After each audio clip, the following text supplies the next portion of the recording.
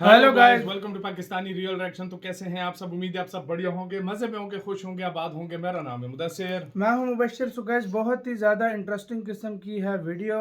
भारत ने भेजी मदद, तो बदले में तालिबान देंगे भारत को एयर बेस। हिल गए पाकिस्तान। तो भाई साहब, तालिबान उधर कोई भूकंप आया जिसके लिए भारत ने मतलब जो है मदद भेज दी। और फिर देखो, अफगानिस्तानियों ने भी वादा किया था कि भारत को एयरबेस देंगे।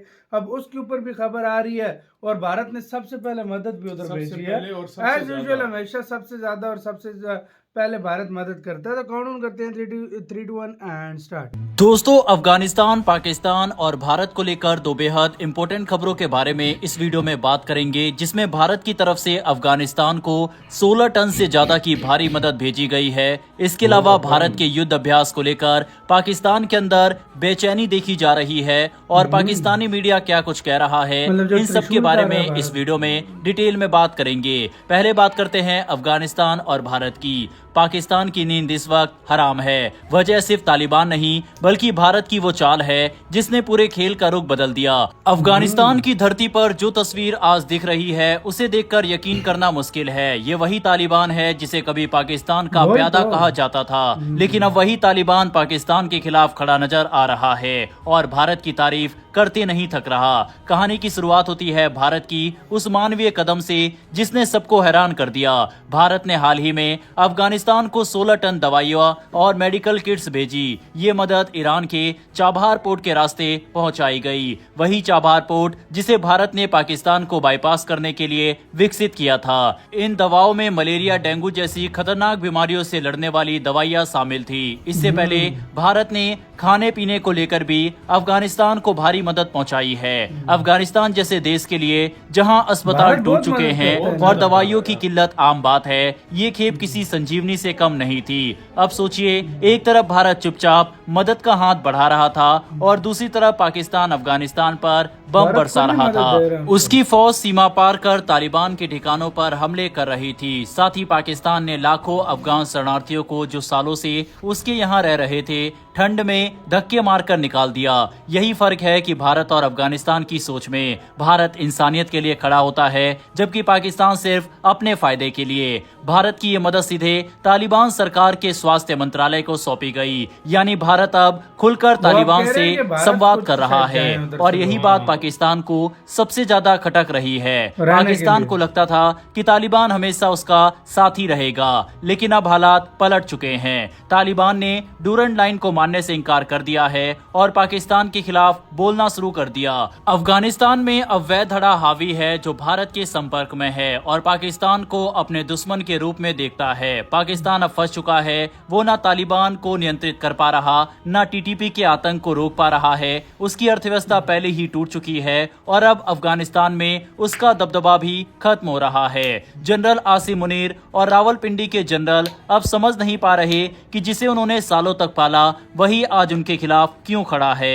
कहानी यही खत्म नहीं होती। अब चर्चा हो रही है बगराम एयरबेस की। वही एयरबेस जिसे कभी अमेरिका ने अफगानिस्तान में अपना सबसे बड़ा मिलिट्री बेस बनाया था। जब अमेरिकी सेना ने अफगानिस्तान छोड़ा तो ये बेस वीरान हो गया। चीन और पाकिस्तान दोनों इस बेस पर नजर गड़ाए बैठे थे। चीन चाहता था कि तालिबान उसे ये बेस दे दे ताकि वह भारत पर नजर रख सके, लेकिन तालिबान ने चीन को मना कर दिया।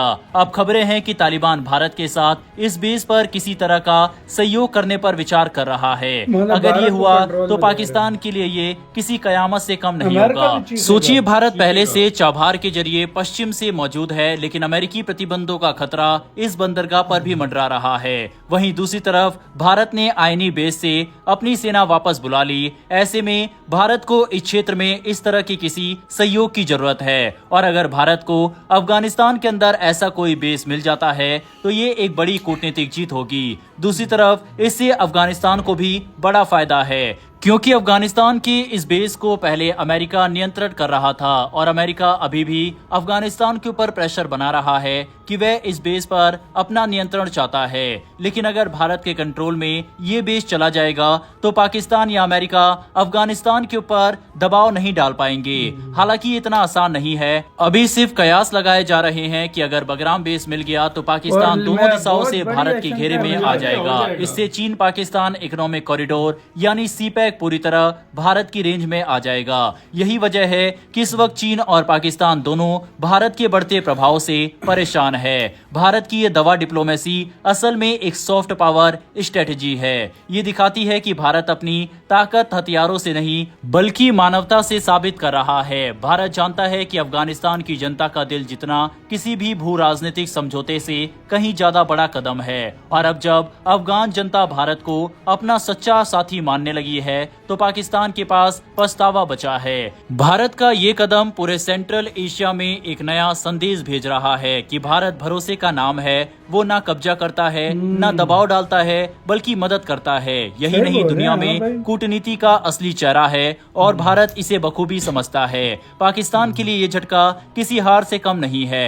जिस तालिबान पर उसने अरबों रुपए और सालों की मेहनत लगाई, वही अब भारत की तरफ झुक गया है। ये पाकिस्तान की विदेश नीति की सबसे बड़ी नाकामी है और भारत के लिए ये जीत सिर्फ राजनीतिक नहीं बल्कि रणनीतिक है, क्योंकि उसके बिना एक गोली चलाए पूरे क्षेत्र की दिशा बदल दी है। दूसरी ओर भारत ने पाकिस्तान की घेराबंदी इस समय की हुई है। भारत ने पिछले कुछ दिनों में कई नोटैम यानी हवाई क्षेत्र की चेतावनियां और समुद्री इलाके के लिए अलर्ट जारी किया है। इसी के साथ यार वीडियो खत्म। यार ये वाकई में हमारी एक तरह से बहुत बड़ी नाकामी है देखा जाए तो यार। भाई। देखो हाँ। जिस तरीके से अफगानिस्तान के साथ इंडिया ने मतलब 2021 में जब वो आए थे तो बड़े पाकिस्तानी खुश थे कि भाई हमारे जो है खुश थे, भाई हमारे लोग आ गए हैं भाई, जो दुआएं पढ़ रहे थे भाई ये बड़े खुश आ थे गए, लोग।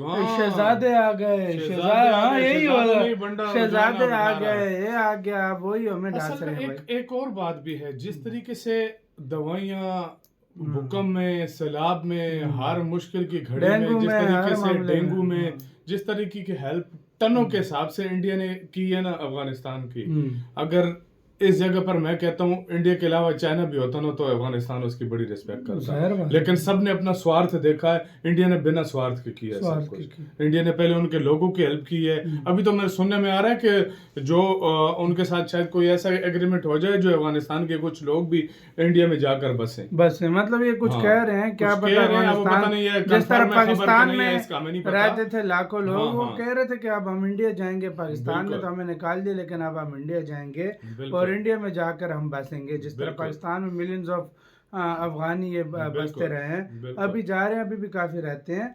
लेकिन भाई चलो अच्छा है, दोस्त कंट्री है, रह सकते हैं, कोई मसला नहीं। लेकिन भाई दूसरी तरफ ये आते हैं भाई कि ये आपने खुद देखा क्या हुआ वाकई में। और बगराम एयरबेस, अच्छा जो एक एयरबेस और किसी देश में था इंडिया ने वो खत्म कर दिया, वो खत्म तभी तो था कि ताजिकिस्तान था, तभी बगराम की तरफ भारत जा रहा है। तो फिर एक जगह पे 2 एयरबेसों की जरूरत नहीं है, बिल्कुल तब भारत ने उसको खत्म कर दिया। बगराम एयरबेस तजाकिस्तान में था ना वो, तो हाँ। तो आपका क्या कहना है, अपनी राय बताना, अपना बहुत ज्यादा ख्याल रखना।